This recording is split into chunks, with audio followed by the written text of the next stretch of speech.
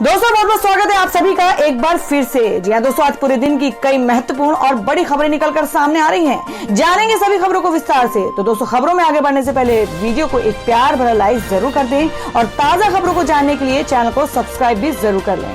तो देखते हैं पहली बड़ी खबर क्या निकल कर आ रही है।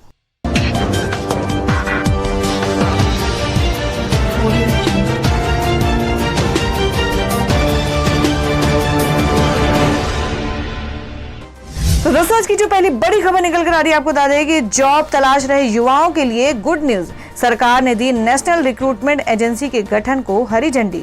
जी आपको बता दें कि नौकरी के लिए अलग अलग जगहों पर कई सारी परीक्षाएं देने वाले युवाओं के लिए मोदी सरकार ने बड़ा फैसला लिया है। केंद्र सरकार ने नेशनल रिक्रूटमेंट एजेंसी को हरी झंडी दे दी है। केंद्रीय मंत्री प्रकाश जावड़ेकर ने कल हुई कैबिनेट बैठक की मीटिंग में लिए गए फैसलों की जानकारी देते हुए ये बात कही। उन्होंने कहा कि नौकरी के लिए युवाओं को बहुत परीक्षाएं देनी पड़ती हैं। 20 भर्ती एजेंसियां हैं, ऐसे में हर एजेंसी के लिए परीक्षा देने के लिए कई जगह जाना पड़ता है। उन्होंने कहा कि अब नेशनल रिक्रूटमेंट एजेंसी टेस्ट लेगी, इससे करोड़ों युवाओं को लाभ मिलेगा। एक परीक्षा से छात्रों का पैसा भी बचेगा, उनको बहुत दौड़ धूप नहीं करनी होगी। और वही अगली खबर बता दें कि गृह मंत्रालय का बड़ा फैसला, जम्मू कश्मीर से वापस बुलाए गए 10,000 अर्धसैनिक बल। जी आपको बता दें कि केंद्र सरकार ने कल शाम एक आदेश में कहा कि लगभग 10,000 अर्धसैनिक बलों के जवानों को केंद्र शासित प्रदेश जम्मू कश्मीर से तुरंत वापस ले लिया जाएगा। पिछले साल अगस्त में एहतियात के तौर पर सेना को जम्मू कश्मीर में तैनात किया गया था, जब केंद्र ने राज्य के विशेष दर्जे को समाप्त कर दिया। गृह मंत्रालय के इस फैसले को घाटी में विश्वास बहाली के एक बड़े कदम के रूप में देखा जा रहा है और करीब 12,000 जवानों को वापस बुलाया जाएगा। कश्मीर घाटी में अनुच्छेद 370 के अंत से पहले करीब 30,000 अतिरिक्त सीआरपीएफ जवानों की तैनाती की गई थी। इसके अलावा बीएसएफ, सशस्त्र सीमा बल, केंद्रीय औद्योगिक सुरक्षा बल के जवानों को भी यहां पर बड़ी संख्या में तैनात किया गया था। हाल ही में अमरनाथ यात्रा के मद्देनजर इन जवानों को सुरक्षा ड्यूटी में भी लगाने का फैसला हुआ था, लेकिन यात्रा के स्थगित होने के बाद इन्हें फिर से आंतरिक सुरक्षा के लिए लगा दिया गया था। केंद्रीय गृह मंत्रालय ने जम्मू कश्मीर में तैनात सुरक्षा एजेंसियों के अफसर, केंद्रीय रिजर्व पुलिस बल और खुफिया विभाग के साथ एक हाई लेवल मीटिंग करने के बाद अतिरिक्त सुरक्षा बलों को घाटी से वापस लेने पर स्वीकृति दी है। और हमें अगली खबर में आपको बता दें कि भगौड़ा नित्यानंद कैलासा से अब खोलेगा खुद की बैंक। वीडियो जारी कर किए ऐसे दावे। जी हां, हम बात करें कि युवतियों को बंधक बनाने एवं उनके अपहरण का आरोपी विवादास्पद गुरु नित्यानंद स्वामी फिर सुर्खियों में है। उस भगौड़े ने कैरिबियाई देश इक्वाडोर के एक टापू पर अपना देश बसा लेने का दावा किया था, जिसे उसने कैलासा नाम दिया। अब उसका कहना है कि गणेश चतुर्थी पर Hindu reserve bank of Kailasa launch की जाएगी। जी आपको बता दें कि YouTube पर पब्लिक किए गए एक वीडियो में नित्यानंद ने दावा किया है कि अपनी केंद्रीय बैंक के लिए एक अन्य देश के साथ समझौता ज्ञापन पर हस्ताक्षर किए गए हैं, जो हिंदू निवेश और रिजर्व बैंक की मेजबानी करेगा। इसी वीडियो में नित्यानंद को आगे कहते हुए सुना जा सकता है कि पूरी आर्थिक नीतियां 300 पृष्ठ का दस्तावेज पूरी तरह से डिजाइन मुद्रा के साथ तैयार है। आर्थिक रणनीति जो हम करने जा रहे हैं, आंतरिक मुद्रा का उपयोग और बाहरी विश्व मुद्रा विनिमय सभी लीगल तौर पर किया गया है। और वही बता दें कि पीएम मोदी ने कहा कि करोड़ों युवाओं के लिए वरदान साबित होगी नेशनल रिक्रूटमेंट एजेंसी। जी हां, आपको बता दें कि प्रधानमंत्री नरेंद्र मोदी की अध्यक्षता में बुधवार को केंद्रीय कैबिनेट की बैठक हुई और इस दौरान केंद्र सरकार ने नेशनल रिक्रूटमेंट एजेंसी को हरी झंडी दे दी। अब तक नौकरी के लिए अलग अलग जगहों पर युवाओं को कई सारी परीक्षाएं देनी पड़ती थी, लेकिन नेशनल रिक्रूटमेंट एजेंसी से उनके लिए काफी आसानी होगी। इसके गठन पर प्रधानमंत्री नरेंद्र मोदी ने भी खुशी जताई है। आपको बता दें, इस मामले में प्रधानमंत्री नरेंद्र मोदी ने ट्वीट करते हुए लिखा कि नेशनल रिक्रूटमेंट एजेंसी करोड़ों युवाओं के लिए वरदान साबित होगी। कॉमन एलिजिबिलिटी टेस्ट के माध्यम से ये कई परीक्षाओं को समाप्त कर देगा, साथ ही कीमती समय और संसाधनों को भी बचाएगा। इससे पारदर्शिता को भी बढ़ावा मिलेगा। आपको बता दें कि इसको लेकर लंबे वक्त से केंद्र सरकार विचार कर रही थी। कोरोना काल में बेरोजगारी बढ़ने से इस फैसले से युवाओं को राहत मिलेगी। तो दोस्तों, जिस तरीके से सरकार ने कहा कि नेशनल रिक्रूटमेंट एजेंसी युवाओं के लिए फायदेमंद साबित होगी, तो क्या आप लोगों का इसमें क्या सुझाव है? आप अपना सुझाव कमेंट बॉक्स में जरूर दें। बढ़ते हैं अगली खबर की ओर। और वहीं अगली खबर में आपको बता दें कि सुब्रमण्यम स्वामी ने कहा कि तुर्की से वापस लौटने पर आमिर खान को सरकारी हॉस्टल में क्वारंटाइन कर देना चाहिए। जी आपको बता दें कि बॉलीवुड एक्टर आमिर खान इन दिनों अपनी आगामी फिल्म लाल सिंह चड्ढा की शूटिंग के लिए तुर्की पहुंचे हुए हैं, लेकिन आमिर खान के वहां पहुंचने के बाद से ही विवाद खड़ा हो गया है। एक्टर को सोशल मीडिया पर यूजर्स ने ट्रोल किया है और वहीं कई फिल्मी और राजनीतिक हस्तियों ने भी आमिर पर निशाना साधा है। हाल ही में भारतीय जनता पार्टी ने बीजेपी के वरिष्ठ नेता और सांसद सुब्रमण्यम स्वामी ने आमिर खान पर हमला बोला है।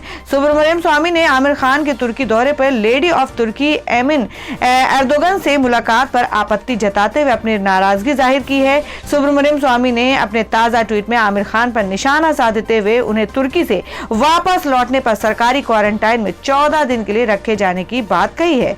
गौरतलब है कि कोरोना काल में विदेश से आने वाले यात्रियों को केंद्र सरकार के निर्देश अनुसार 14 दिन के लिए क्वारंटाइन में रहना होता है। और बता दें, कोरोना वायरस लॉकडाउन के चलते आमिर खान लंबे ब्रेक के बाद अपनी आगामी फिल्म लाल सिंह चड्ढा की तैयारियों में फिर से लग गए हैं और इस फिल्म का कुछ हिस्सा तुर्की में शूट किया जा रहा है। इस दौरान आमिर lady of Turkey Emine Erdogan से भी मुलाकात की, जिसकी कई सारी तस्वीरें सोशल मीडिया पर वायरल हो रही हैं। हालांकि आमिर खान का तुर्की की एमिन एर्दोगन से मिलना काफी लोगों को पसंद नहीं आया। और वहीं अगली खबर में आपको बता दें, जिसमें राहुल गांधी ने कहा कि 4 महीने में 2 करोड़ नौकरियां गई, झूठी खबरों से अर्थव्यवस्था का सच नहीं छिप सकता। जी हम बात करें कि कांग्रेस के पूर्व अध्यक्ष राहुल गांधी ने कोरोना काल में लोगों की नौकरी जाने को लेकर केंद्र की मोदी सरकार पर हमला बोला है। उन्होंने एक खबर का हवाला देते हुए लिखा कि 4 महीने में 2 करोड़ लोगों की नौकरियां चली गई हैं। अर्थव्यवस्था के सत्यानाश को अब देश से छिपाया नहीं जा सकता। राहुल गांधी ने अपने ट्वीट में अर्थव्यवस्था के बहाने फेसबुक पर नियंत्रण के आरोपों को लेकर भी निशाना साधा है। कांग्रेस नेता राहुल गांधी ने खबर का स्क्रीनशॉट ट्वीट करते हुए लिखा कि पिछले 4 महीनों में करीब 2 करोड़ लोगों ने नौकरियां गंवाई हैं। 2 करोड़ परिवारों का भविष्य अंधकार में है। फेसबुक पर झूठी खबरें और नफरत फैलाने से बेरोजगारी और अर्थव्यवस्था के सर्वनाश का सत्य देश से नहीं छुप सकता। तो दोस्तों, खबरों में आगे बढ़ने से पहले जान लेते हैं आज के माइंड क्विज के सवाल को। आज का सवाल है, आपको बताना है कि मलयालम भाषा किस राज्य में बोली जाती है। इसका जवाब आपको वीडियो के नीचे कमेंट बॉक्स में देना है और सही जवाब देने वालों को रैंडमनेस लेके आ जाएगा और वो जीत सकते हैं एक बम्पर पुरस्कार। तो बढ़ते हैं अगली खबर की ओर। और दोस्तों, मैं अगली खबर बता दें कि सऊदी अरब में पाकिस्तान आर्मी चीफ की बेइज्जती। प्रिंस मोहम्मद बिन सलमान ने जनरल बाजवा से मिलने से किया इनकार। जी आपको बता दें कि पाकिस्तान और सऊदी अरब के बीच इस समय सब कुछ ठीक नहीं चल रहा है। दोनों के बीच तनाव अपने चरम स्तर पर है। पाकिस्तान विदेश मंत्री शाह महमूद कुरैशी के बयान के बाद सऊदी अरब के भड़के हुए तेवरों को शांत कराने के लिए पाकिस्तान आर्मी के चीफ जनरल कमर जावेद बाजवा आनन फानन में वहां पहुंचे थे, मगर यहां भी उन्हें जीरो ही मिला। बताया जा रहा है कि जनरल बाजवा से मुलाकात करने से सऊदी प्रिंस मोहम्मद बिन सलमान ने मिलने से साफ इनकार कर दिया है। सिर्फ इतना ही नहीं, बाजवा के लिए जो डिनर आयोजित किया गया था अब उसे भी कैंसिल कर दिया गया है। बाजवा पाकिस्तान के intelligence agency inter services intelligence ISI के चीफ के साथ सोमवार को सऊदी अरब पहुंचे थे। और वहीं अगली खबर निकल कर आ रही है कि सुशांत सिंह केस CBI को सौंपे जाने पर खुश हुए शरद पवार के पोते पार्थ, कहा सत्यमेव जयते। जी हां, आपको बता दें कि एक्टर सुशांत सिंह राजपूत केस की जांच CBI ही करेगी। सुप्रीम कोर्ट के इस फैसले के बाद सुशांत के परिवार वालों ने सुप्रीम कोर्ट का धन्यवाद देते हुए उम्मीद की है कि अब एक्टर की मौत का सच सबके सामने आएगा। तो वहीं दूसरी ओर महाराष्ट्र सरकार ने वकील ने कहा कि हम इस फैसले को चुनौती देंगे। वकील की ओर से कहा गया कि वो रिव्यू पिटीशन दायर करेंगे। फिलहाल सुशांत केस की जांच CBI की ओर से कराए जाने की खबर सोशल मीडिया पर काफी लोगों ने खुशी जताई है, जिसमें NCP अध्यक्ष शरद पवार के पोते और महाराष्ट्र के उप मुख्यमंत्री अजीत पवार के बेटे पार्थ पवार ने भी खुशी जताते हुए ट्वीट किया कि सत्यमेव जयते। तो दोस्तों, जैसे कि अभी सुशांत सिंह राजपूत का केस अब CBI के हाथों चला गया है, तो क्या अब वाकई उनके परिवार वालों को उसका इंसाफ मिल सकेगा? आप अपना सुझाव कमेंट बॉक्स में जरूर दें। बढ़ते अगली खबर की ओर। और वहीं बता दें कि अब ऑनलाइन दवा बेचने के बिजनेस में उतरेंगे मुकेश अंबानी। इस कंपनी में किया बड़ा निवेश। जी आपको बता दें कि कोरोना काल में रिलायंस इंडस्ट्री लिमिटेड ने अपने व्यापार में जबरदस्त बढ़ोतरी की है। कंपनी के राजस्व में पिछले कुछ महीने में जबरदस्त बढ़ोतरी हुई है और कंपनी के मालिक मुकेश अंबानी दुनिया के 5 सबसे अमीर व्यक्तियों की लिस्ट में शामिल हो गए हैं। एक के बाद कई बड़ी बड़ी कंपनियों ने रिलायंस में निवेश किया, जिसकी वजह से रिलायंस के राजस्व में बढ़ोतरी हुई और ये कर्ज मुक्त कंपनी बन गई है। अब रिलायंस ने बड़ी ऑनलाइन फार्मेसी कंपनी नेटमेट्स में बड़ा निवेश किया है। आपको बता दें रिलायंस ने नेटमेट्स में 6.2 बिलियन रुपए का निवेश किया है। इससे पहले अमेजॉन में भारत में ऑनलाइन दवा बेचने के लिए ऑनलाइन सेवा की शुरुआत का ऐलान किया गया था, जिसके बाद रिलायंस ने ये बड़ी डील की है। तो दोस्तों खबरों में आगे बढ़ने से पहले एक बार फिर से आपको याद दिला दें कि अगर आपने अभी तक के हमारे वीडियो को लाइक नहीं किया तो जल्दी से वीडियो को लाइक कर दें, क्योंकि आपका एक लाइक हमारे लिए बहुत ही महत्वपूर्ण होता है। और अगर आप हमारे चैनल पर नए हैं तो चैनल को जरूर सब्सक्राइब कर ले और बेल के बटन को भी जरूर हिट कर दें। और हमारी पूरी न्यूज को जानने के लिए वीडियो को लास्ट तक जरूर देखें। बढ़ते अगली खबर की ओर। और दोस्तों मैं अगली खबर में जान लेते हैं क्या है देश भर में कोरोना संक्रमण के ताजा हालात। देश में कोरोना मामले 27,66,000 के पार, 5315 लोगों की गई जान। पिछले 24 घंटे में 64,531 नए मामले। जी हम बात करें कि देश में कोरोना का कहर थमने का नाम नहीं ले रहा और इस वायरस से संक्रमित लोगों की संख्या में दिन ब दिन बढ़ोतरी होती जा रही है। देश में इस वायरस से संक्रमितों की संख्या 27,66,000 के पार पहुंच चुकी है। कोविड-19 इंडियन ऑर्गेनाइजेशन के मुताबिक देश में कोरोना अब तक के 27,66,626 केस दर्ज हो चुके हैं, जिनमें से 20,36,703 लोग ठीक हो चुके हैं। हालांकि इनमें से 53,015 लोगों की जान भी जा चुकी है। देश में अभी तक के 6,76,387 एक्टिव केस हैं। और वहीं बता दें कि बिल क्लिंटन ने कहा कि ट्रंप के लिए राष्ट्रपति का मतलब घंटों टीवी देखना और सोशल मीडिया पर लोगों को गाली देना है। जी हां, हम बात करें कि अमेरिका के पूर्व राष्ट्रपति बिल क्लिंटन ने मौजूदा राष्ट्रपति डोनाल्ड ट्रंप पर तीखा हमला करते हुए कहा है कि उनके कार्यकाल में ओवल ऑफिस कमांड केंद्र बनने के बजाय अफरा तफरी वाले तूफान केंद्र में तब्दील हो गया है। उन्होंने कहा कि ट्रंप के लिए राष्ट्रपति का मतलब घंटों टीवी के सामने बैठकर समय बिताना, लोगों को सोशल मीडिया पर गाली देना और अपने कृत्यों की जिम्मेदारी नहीं लेना। डेमोक्रेटिक पार्टी के 4 दिवसीय राष्ट्रीय सम्मेलन के दूसरे दिन प्रतिनिधियों को संबोधित करते हुए उन्होंने कहा, डोनाल्ड ट्रंप कहते हैं कि हम विश्व का नेतृत्व कर रहे हैं। खैर, हम दुनिया के सबसे बड़े औद्योगिकरण वाली एकमात्र अर्थव्यवस्था हैं और हमारी बेरोजगारी दर 3 गुनी है। उल्लेखनीय है कि इस सम्मेलन में जो बाइडेन को औपचारिक रूप से पार्टी का राष्ट्रपति उम्मीदवार नामित किया गया।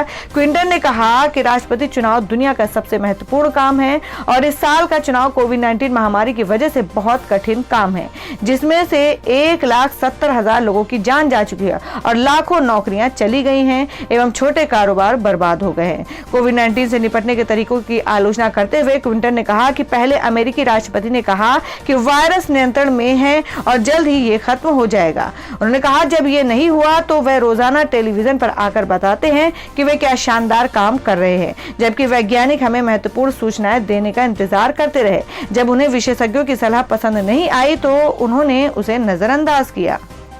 और हमें बता दें कि इसी साल बिक जाएंगे 4 सरकारी बैंक, सरकार की तैयारी पूरी। जी हां, आपको बता दें कि सरकार ने 4 सार्वजनिक बैंकों में अपनी हिस्सेदारी बेचने की तैयारी शुरू कर दी है। कुछ दिनों में ये प्रक्रिया तेज हो जाएगी। इन बैंकों के निजीकरण की सारी अड़चनें हटा दी गई हैं। जिन बैंकों को निजी हाथों में सौंपना है उनमें Punjab and Sind bank, UCO bank, IDBI bank और बैंक ऑफ महाराष्ट्र शामिल है। सूत्रों के मुताबिक इन बैंकों को चालू वित्त वर्ष के दौरान ही निजी कंपनियों को बेचने की प्रक्रिया पूरी कर ली जाएगी।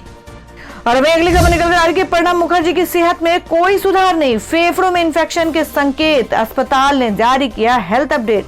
जी आपको बता दें कि पूर्व राष्ट्रपति प्रणब मुखर्जी की सेहत में कोई सुधार होता नहीं दिख रहा है। वे पिछले 9 दिनों से अस्पताल में भर्ती हैं और ब्रेन सर्जरी के बाद वेंटिलेटर सपोर्ट पर हैं। अस्पताल के अधिकारियों ने कहा कि माननीय श्री प्रणब मुखर्जी की मेडिकल कंडीशन में गिरावट आई है, उनके फेफड़ों में संक्रमण हुआ है। डॉक्टर ने कहा कि पूर्व राष्ट्रपति वेंटिलेटर सपोर्ट पर हैं और वर्तमान में विशेषज्ञों की एक टीम उनकी देखरेख कर रही है। इससे एक दिन पहले पूर्व राष्ट्रपति के बेटे अभिजीत मुखर्जी ने कहा था कि उनके पिता की हालत स्थिर बनी हुई है। और हमें बता दें कि पुलिस के हत्थे चढ़ा सलमान खान को मारने की साजिश रचने वाला अपराधी मुंबई जाकर की थी रेकी।